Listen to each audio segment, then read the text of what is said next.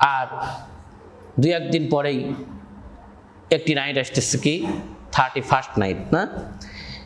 এই দিনে আসে অসংখ্য তরুণ তরুণী, যুবক যুবতী যারা অপসংস্কৃতিতে লিপ্ত হবে। বলেন, এই ব্যক্তিদের কি আসলে মৃত্যুর কথা স্মরণ আছে? পরকালের কথা তারা স্মরণ করে? কখনোই স্মরণ করে না। এদের মধ্যে অপসংস্কৃতি ঢুকে গেছে। এরা মনে করে আজকের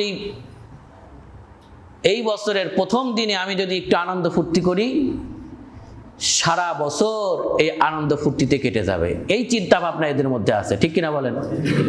হায়াতুত তাইয়্যিবা দিয়েছেন, যার কারণে আমরা জুমার নামাজে আসবার এবং বসবার মতো সুযোগ পেয়েছি। আল্লাহ রাব্বুল আলামিন তিনি চাইলেই আমাদেরকে নিয়ে যেতে পারতেন না? আমাদের সকলকে কোথায় চলে যেতে হবে? আল্লাহ তাআলার কাছে চলে যেতে হবে না? সকলকেই যেতে হবে। দুনিয়ায় এমন কোনো বাপের বেটা তৈরি হয় নাই যে বলবে যে আমি মৃত্যুবরণ করব না। এরকম কেউ তৈরি হয়েছে? কেউ সৃষ্টি হয়েছে? কেউ হয় নাই। প্রত্যেককেই মৃত্যুবরণ করতে হবে। যার আত্মা আছে তাকেই কি করতে হবে? মৃত্যুবরণ করতে হবে। এটা স্বাভাবিক। এই মৃত্যুটা কি স্বাভাবিক? আমরা যে দুনিয়াতে বেঁচে আছি, এটাই আমাদের সকলের জন্য অস্বাভাবিক যে এখনো বেঁচে আছে, অথচ আমাদের থেকে ছোট, অল্প বয়সী তারা তো দুনিয়া থেকে বিদায় নিয়ে চলে গেছে। আল্লাহ তাআলা এখন আমাদের বাঁচিয়ে রেখেছে। তিনি কত মহা দয়াময়, তাই না? আল্লাহ তাআলা আমাদেরকে দয়া করেছেন, তাই আমরা এখনো দুনিয়াতে আছি, জীবিত আছি। আজকের জুমার নামাজে আসবার এবং বসবার মতো সুযোগ পেয়েছি। চিরন্তন সত্য হলো আমাদের সকলকেই চলে যেতে হবে। সকলকেই কি করতে হবে? কার কাছে?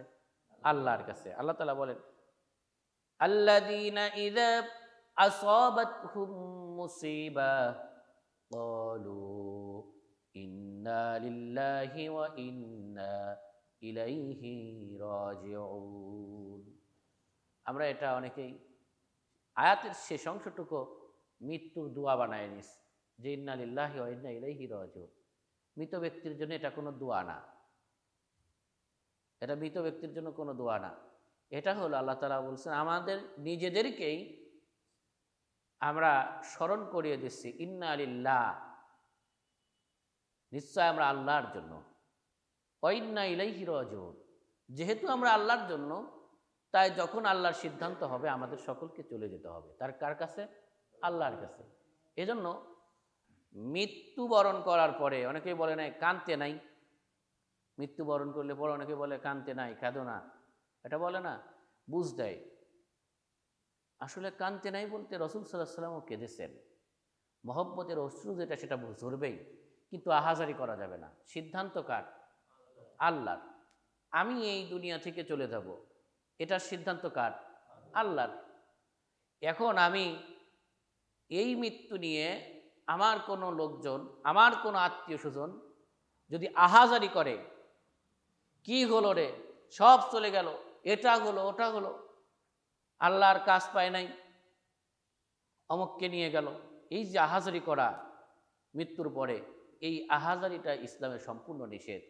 কারণ আহাজারি করলে বোঝায় যে এই ব্যক্তি আল্লাহ তাআলা যে সিদ্ধান্ত নিয়েছেন সেই সিদ্ধান্তের সাথে সে একমত নয়, সে সিদ্ধান্তের বিরোধিতা করছে, যার কারণে সে আহাজারি করছে। আল্লাহ সিদ্ধান্ত নিয়ে যাওয়া, আল্লাহ তাআলা আমাদের সকলকে নিয়ে যাবেন, আমরা সকলেই চলে যাব। আল্লাহ তাআলা আমাদেরকে এই যে একটি বছর আমরা দুনিয়াতে বেঁচে আছি, এটা আমাদের জন্য অস্বাভাবিক, কিন্তু আমরা চলে যাব, এটাই আমাদের জন্য কি স্বাভাবিক বিষয়। এই স্বাভাবিক বিষয় যদি আমরা যদি স্বাভাবিক করতে পারি যে আমরা দুনিয়া থেকে চলে যাব, এটাই স্বাভাবিক, যে কোনো সময় চলে যেতে পারি। বিশ্বনবী জনাবে মুহাম্মদুর রাসূলুল্লাহ সাল্লাল্লাহু আলাইহি ওয়াসাল্লাম তিনি সাহাবীদেরকে জিজ্ঞাসা করলেন যে আমার সাহাবীরা, তোমরা মৃত্যুকে কত নিকটে মনে করো? এক একজন সাহাবী এক এক রকম বললেন। একজন সাহাবী বললেন, ইয়া রাসূলুল্লাহ সাল্লাল্লাহু আলাইহি ওয়াসাল্লাম, এই যে আমি আসরের নামাজ পড়লাম, আসরের নামাজের পরে জিজ্ঞাসা করছিলেন যে আমি এই যে আসরের নামাজ পড়লাম, আমি মনে করি যে আমি হয়তো মাগরিবের নামাজ পাবো না। রাসূল সাল্লাল্লাহু আলাইহি ওয়াসাল্লাম বলছেন যে তুমি মৃত্যুকে এত দূরে মনে করো। হযরত আবু বকর রাদিয়াল্লাহু তাআলা আনহু তিনি বললেন, ইয়া রাসূলুল্লাহ, আমি মনে করি এই যে আমি সালাম ফিরালাম, মনে হয় ডাইন দিকে সালাম ফিরালাম, বাম দিকে সালাম ফিরানোর মতো সুযোগ আমি পাবো না, তার আগেই হয়তো আমার মৃত্যু হয়ে যাবে। বললেন সুবহানাল্লাহ। বিশ্বনবী বললেন, না, মৃত্যু তার থেকেও নিকটে। তুমি যে চোখের একটা পলক ফেললে, এর পরবর্তী পলক তুমি ফেলতে পারবে কিনা এটার কোনো নিশ্চয়তা নাই। সুতরাং মৃত্যু খুবই নিকটে, যে কোনো সময় আমাদের মৃত্যু হয়ে যেতে পারে, এটাই স্বাভাবিক। আল্লাহ তাআলা বলেন, কাইফা তাকফুরুনা বিল্লাহি ওয়া কুনতুম আমওয়াতান ফাহিয়াকুম সুম্মা ইউমীতুকুম সুম্মা ইউহয়ীকুম সুম্মা ইলাইহি তুরজাউন। আল্লাহ তাআলা বলেন, ও আমার বান্দারা, তোমরা কিভাবে আমি আল্লাহকে অস্বীকার করো? আমি আল্লাহ তোমাদেরকে যে নিয়ামত দিয়েছি, তোমাদের যে অনুগ্রহ করেছি, এই অনুগ্রহকে তোমরা কিভাবে অস্বীকার করো? আমার কৃতজ্ঞতা প্রকাশ না করে কিভাবে তোমরা দুনিয়ার সমস্ত সুখে, দুনিয়ার আনন্দে, দুনিয়ার মौज মস্তিতে ব্যতিব্যস্ত হয়ে যাও, অথচ কুনতুম আমওয়াতা, তোমরা তো একসময় মৃত ছিলে, তোমাদের বলার মতো কিছুই ছিল না। সূরা ইনসানের মধ্যে আল্লাহ তাআলা বলেন প্রথম আয়াতেই যে হাল আতা আলাল ইনসান হিনুম মিনাদ দাহরি লাম ইয়াকুন শাইআম মাযকুরা। মানুষ, তোমরা বড়াই করো যে আমি অমুক, আমি তমুক, আমার এত আছে, আমার এত সম্পদ আছে, আমার এত ক্ষমতা আছে, আমার এত পাওয়ার আছে, অথচ তোমরা তো এমন এক সময় ছিল যেই সময় তোমাদের বলার মতো, তোমরা যে কিছু বলার মতোই তোমরা কিছু ছিলে না, কিছুই ছিলে না, তোমাদের কিছুই ছিল না। তোমাদের যে একটা কিছু বলবো, যেইটা আসলে এই রকম বলার মতো তোমরা কিছু ছিলে না, তোমরা মৃত ছিলে, তোমাদের কোনো অস্তিত্ব ছিল না। এই অস্তিত্ব দান করেছেন কে? কথা বলবেন, কে দান করেছে? আল্লাহ সুবহানাহু ওয়া তাআলা। একেবারে কিছুই ছিল না। একবার চিন্তা করে দেখুন, আমরা যখন মায়ের রেহেমের ভিতরে আসি নাই, আল্লাহ তাআলা আমাদেরকে ওখানে প্রবেশ করার নাই, তখন আমরা কি ছিলাম? আমরা কোথায় ছিলাম?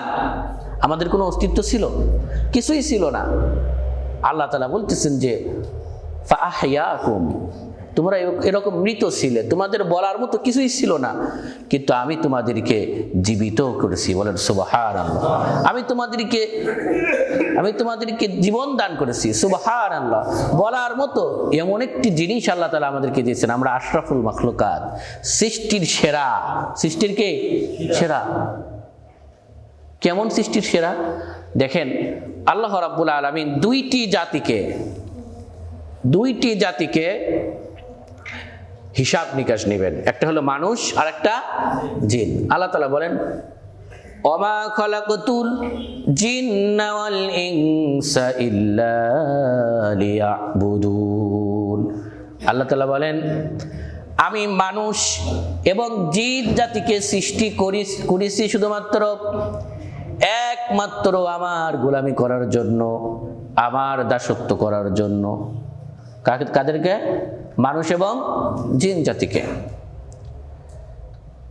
আবার কোরআনের মধ্যে বহু জায়গায় শাস্তির কথা, জিন এবং মানুষের কথা একসাথে বলা হয়েছে। এই জিন এবং মানুষ, অর্থাৎ মানুষের পরে কাদের স্থান? জিনের স্থান। কাদের স্থান? জিন জাতির স্থান, যাদেরকে আল্লাহ রাব্বুল আলামিন আমাদের মতোই জান্নাত এবং জাহান্নামের ফয়সালা করবেন। বলেন সুবহানাল্লাহ। এই মানুষ এবং জিন, এই জিন জাতির খাবার কি? জিন জাতির খাবার হলো, তাদের প্রিয় খাবার মানুষের উচ্ছিষ্ট। মানুষ মাছ খাবে, মাছের কাঁটা ফেলে দেবে, ওই কাঁটাটা কার খাবার? জিনের সবচেয়ে প্রিয় খাবার। মানুষ গোশ খাবে, গোশের যে হাড় ফেলে দেবে, সেটা জিনের জন্য সবচেয়ে প্রিয় সুস্বাদু খাবার। বলেন সুবহানাল্লাহ। দেখেন, মানুষকে আল্লাহ রাব্বুল আলামিন কত শ্রেষ্ঠ, কত দামি বানিয়েছেন, বলেন সুবহানাল্লাহ। জিনের উচ্ছিষ্ট কিন্তু আমরা খাই না, আমাদের উচ্ছিষ্ট জিন খায়। এমনকি মানুষের মধ্যে আর জিনের মধ্যে অনেক দিক থেকে একরকম আছে। যেমন মানুষ কিন্তু নেশা করে, এক জাতীয় মানুষ বিড়ি খায়, সিগারেট খায়, তামাক খায় এবং আরও অন্যান্য জিনিস, ইয়াবা, গাঁজা, ফেন্সিডিল, মদ, যা কিছু হারাম আছে, এই হারাম জিনিসগুলো মানুষ অনেকেই খায়, খায় না? বদ অভ্যাস আছে না এরকম? কুরুচিপূর্ণ খাবার, এই খাবারগুলো মানুষ খায়, এগুলো মানুষ পান করে। জিনের মধ্যেও এরকম নেশাগ্রস্ত জিন আছে যারা নেশা করে। ওরা কি দিয়ে নেশা করে? ওদের নেশা হলো মানুষের মধ্যে যারা বিড়ি খায়, সিগারেট খায়, ইয়াবা খায়, তামাক খায়, জিনের মধ্যে ওরাও নেশা করে। ওরা কি খায়? পায়খানা খায়। কি খায়? পায়খানা খায়। কুকুরের পায়খানা, মানুষের পায়খানা, কোনো পশুর পায়খানা, এই পায়খানা খেয়ে তারা নেশা করে। প্রিয় উপস্থিতি, এই কুরুচিপূর্ণ মানুষ যেমন আছে, কুরুচিপূর্ণ জিনও তেমন আছে। প্রিয় উপস্থিতি, এই মানুষ আশরাফুল মাখলুকাত হিসেবে আল্লাহ রাব্বুল আলামিন আমাদেরকে এই পৃথিবীর মধ্যে পাঠিয়েছেন, বলেন সুবহানাল্লাহ। আমরা কিন্তু কিছুই ছিলাম না, কিছুই ছিলাম না। আল্লাহ রাব্বুল আলামিন আমাদেরকে আশরাফুল মাখলুকাত করে সৃষ্টি করেছেন, সুবহানাল্লাহ। এতটুকুর শুকরিয়া যদি আদায় করেন, এতটুকু যদি বুঝে আপনি শুকরিয়া আদায় করেন, এতটুকু বুঝে আল্লাহর নিয়ামত সমূহকে বুঝে যদি দুনিয়ার মধ্যে চলাচল করেন, তাহলে আপনার দ্বারা সমাজের মধ্যে, রাষ্ট্রের মধ্যে ইসলামে কোনো খারাপই হতে পারে না।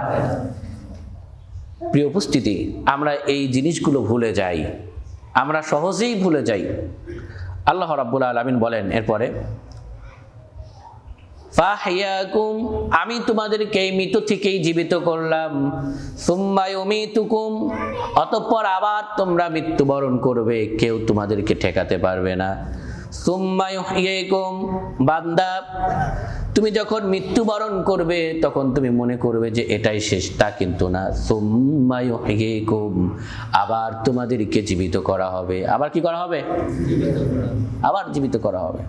সুম্মা ইলাইহি তুরজাউন, অতঃপর এভাবেই আমি আল্লাহর কাছে তোমাদেরকে ফিরিয়ে আনবো। বলেন সুবহানাল্লাহ। আল্লাহর কাছে আমাদের সকলকে ফিরে যেতে হবে। এই আয়াতগুলো আমরা অনেকেই বিশ্বাস করি না। আমরা মনে করতে পারি, কে বললো বিশ্বাস করি না? আমরা তো মুসলমান, আমরা 5 ওয়াক্ত নামাজ পড়ি, কোরআনের আয়াত আবার বিশ্বাস করব না কেন? আমরা অনেক কিছু বিশ্বাস করি না। যেমন সচরাচর প্রায় সময় আমরা তেলাওয়াত করি, মানুষের, মৃত মানুষের কবরস্থ করার পরে যখন মাটি দিই তখন আমরা একটি আয়াত তেলাওয়াত করি। সে আয়াতটা কি? মিনহা খলাকনাকুম ওয়া ফিহা নুঈদুকুম ওয়া মিনহা নুখরিজুকুম তারাতান উখরা। ওহে মানুষ, তোমাদেরকে এই মাটি থেকেই সৃষ্টি করা হয়েছে, আবার এই মাটিতেই তোমাদেরকে রেখে গেলাম, আবার এই মাটি থেকেই তোমাদেরকে পরবর্তীতে উঠানো হবে। বলেন সুবহানাল্লাহ। এই যে মাটি থেকে উঠানো হবে, এই আয়াতটাও আমরা পরিপূর্ণরূপে বিশ্বাস করি না। অনেকেই বিশ্বাস করি না। কেমনে বিশ্বাস করি না? কিভাবে বিশ্বাস করি না? এটা আপনারা একটু নিজেরা নিজেদেরকে নিয়ে একটু ভাবেন, ভাবলেই বুঝতে পারবেন কিভাবে বিশ্বাস করেন না। এই আয়াতগুলো যখন নাজিল হয়, এই আয়াতগুলো শোনার পরেই সাহাবীরা তারা মদ ছেড়ে দিয়েছেন, সাহাবীরা জুয়া ছেড়ে দিয়েছেন, সাহাবীরা পূজা ছেড়ে দিয়েছেন, সব অপসংস্কৃতিকে দূর করে দিয়ে পায়ের নিচে ফেলে তারা ইসলাম গ্রহণ করেছেন। বলেন সুবহানাল্লাহ। কেন? তারা আয়াতের উপর পরিপূর্ণ বিশ্বাস করেছেন। রাসূল সাল্লাল্লাহু আলাইহি ওয়াসাল্লামের উপরে 2টি অংশে কোরআন অবতীর্ণ হয়েছে, একটা হলো মাক্কি জীবন আর একটি মাদানী জীবন। মাক্কি জীবনে যত আয়াত নাজিল হয়েছে, ম্যাক্সিমাম আয়াত পরকাল নিয়ে, মৃত্যু নিয়ে। এই মৃত্যুর কথা, পরকালের কথা যখনই মানুষকে শোনানো হয়েছে, বিশ্বনবী মুহাম্মদ সাল্লাল্লাহু আলাইহি ওয়াসাল্লাম যখনই তাদের কাছে বলেছেন, উপস্থাপন করেছেন মৃত্যুর ভয়, পরকালের জাহান্নামের ভয়, এই ভয়গুলো তাদের অন্তরের মধ্যে এমনভাবে গেঁথে গিয়েছে, ভয়ে তারা সঙ্গে সঙ্গে ইসলাম গ্রহণ করেছেন। বলেন সুবহানাল্লাহ। তাদের বিশ্বাসটা কেমন ছিল?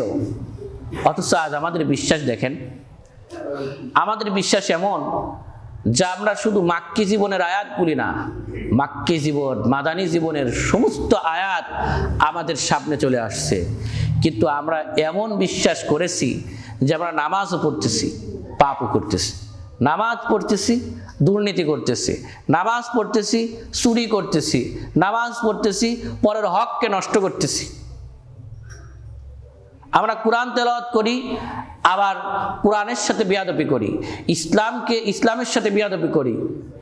এগুলো আমরা করতেছি। কেন করতেছি? কারণ আমরা পরিপূর্ণরূপে বিশ্বাস করতেছি না যেভাবে বিশ্বাস করেছিলেন সাহাবী আজমাইন আলাইহিস সালাতু ওয়াস সালাম।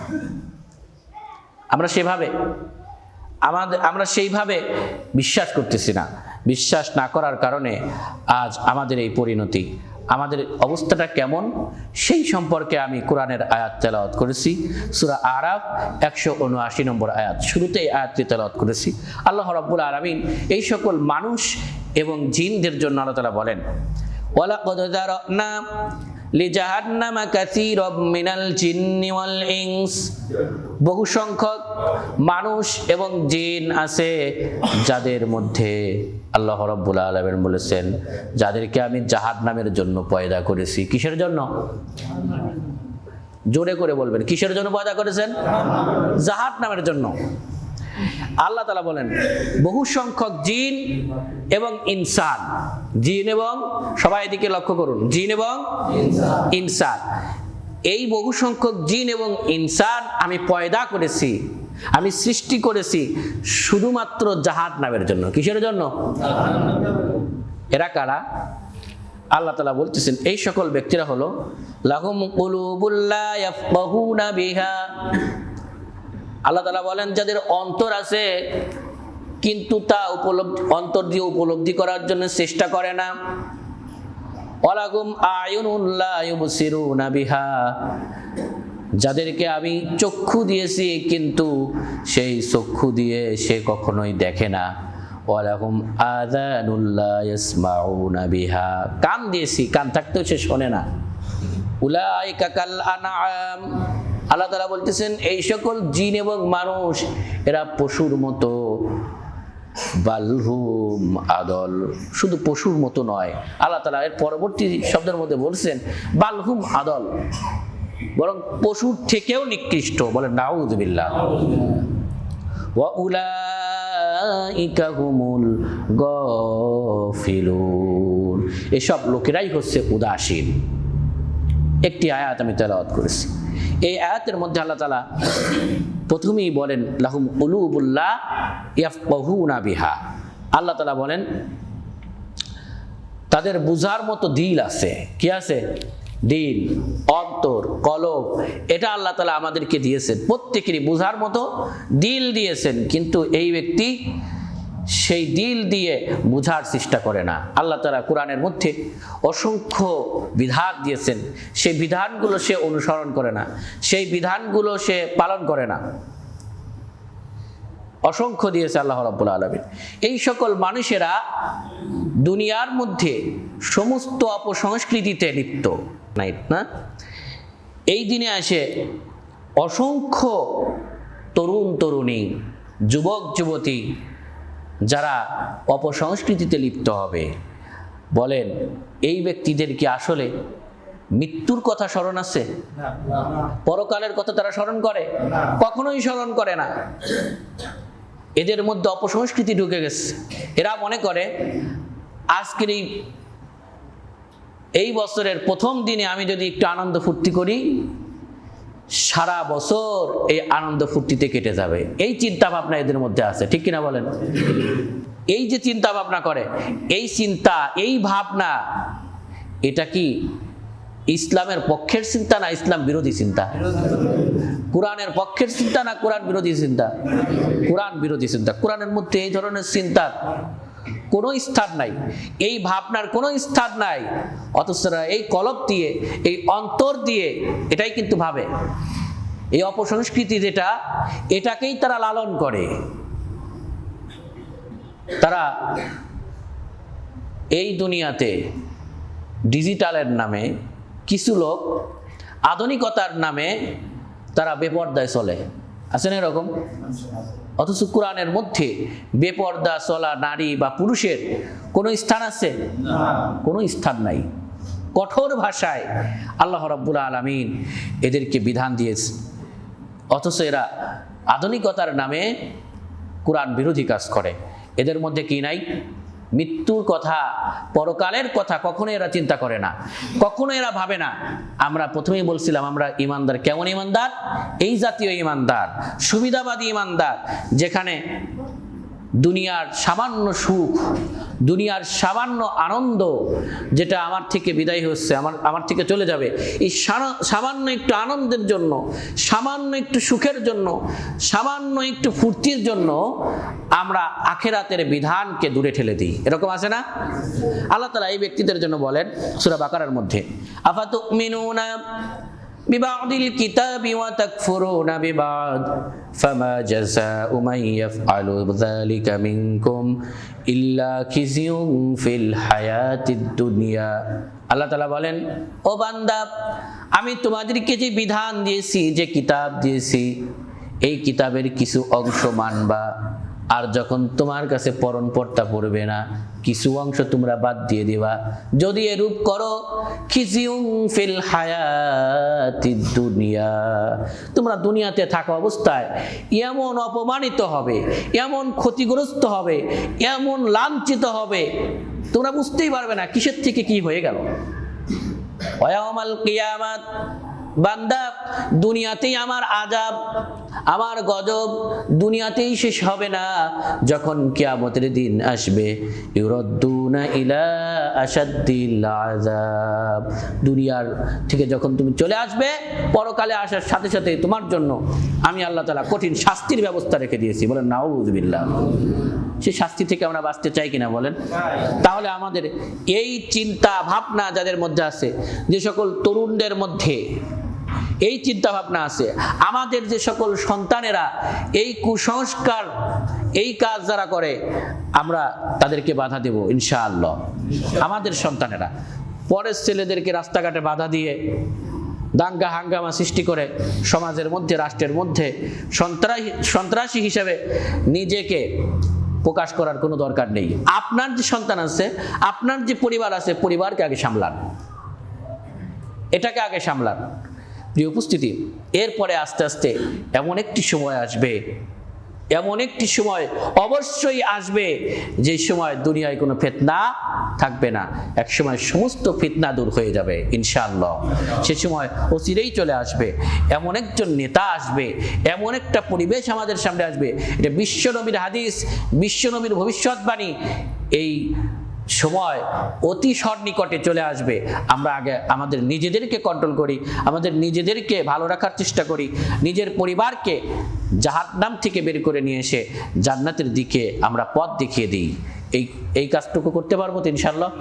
এরপর আল্লাহ তাআলা বলেন, ওয়ালাহুম আয়ুনুল্লা ইউবসিরুনা বিহা, আমার এই বান্দা যারা এই জিন এবং মানুষের মধ্যে যারা পশুর মতো, আল্লাহ তাআলা বলেন এই বান্দা যারা, আয়ুনুল্লাহ ইউবসিরুনা বিহা, চোখ আছে কিন্তু সেই চোখ দিয়ে কখনো দৃষ্টি দেয় না, দেখে না। এটা কি? এটা আল্লাহ রাব্বুল আলামিনের যে বিধান আছে, আল্লাহ তাআলার দেওয়া যে আইন আছে, আল্লাহর দেওয়া যে সীমারেখা আছে, এই সীমারেখার মধ্যে তারা থাকতে চায় না।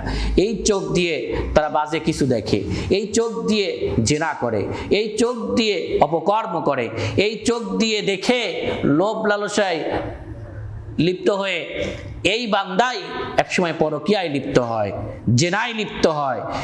প্রিয় উপস্থিতি, এই চোখ কখনো কুরাত দেখে না, এই চোখ কখনো ভালো কিছু দেখে না, যেটা ভালো কিছু দেখার কথা।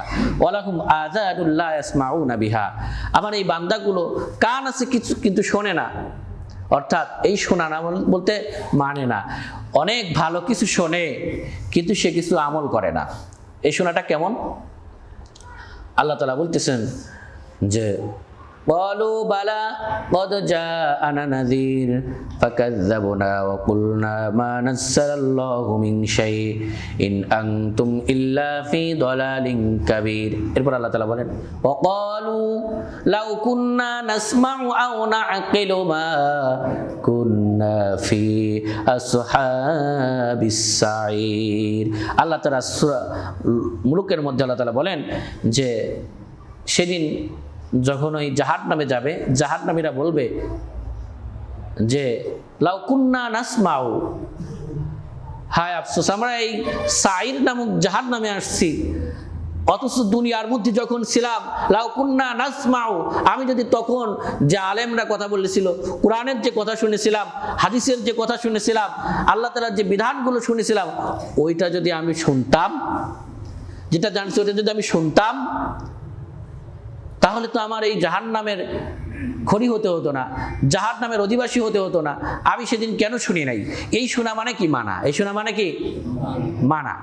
তো এখানে এই শোনা মানে মানা। আল্লাহ তাআলা বলতেছেন যে কি, যে এই বান্দাদের কান দিয়েছি, কান দিয়ে সব কিছুই শোনে, কিন্তু তারা কি করে না?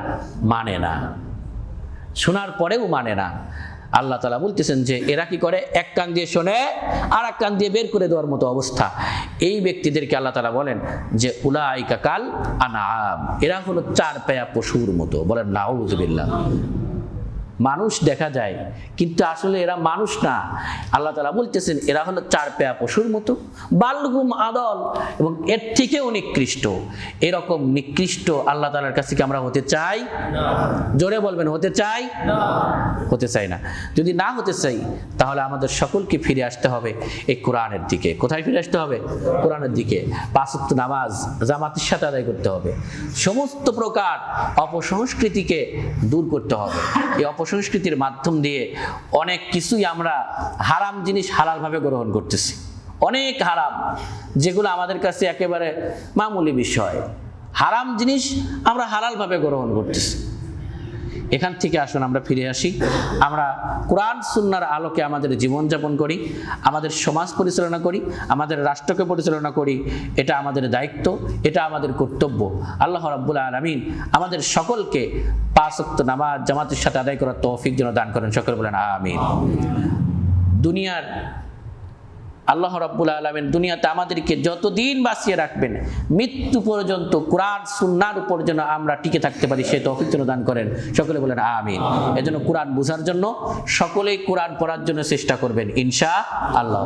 আল্লাহ রাব্বুল আলামিন আমাদের সকলকে আজকের এই আয়াতসমূহ থেকে, আজকের এই আলোচনা থেকে পরিপূর্ণরূপে ইলম অর্জন করে সে অনুযায়ী আমল করার তৌফিক দান করুন। সকলে বলেন আমিন। ওয়া আখিরু দাওয়ানা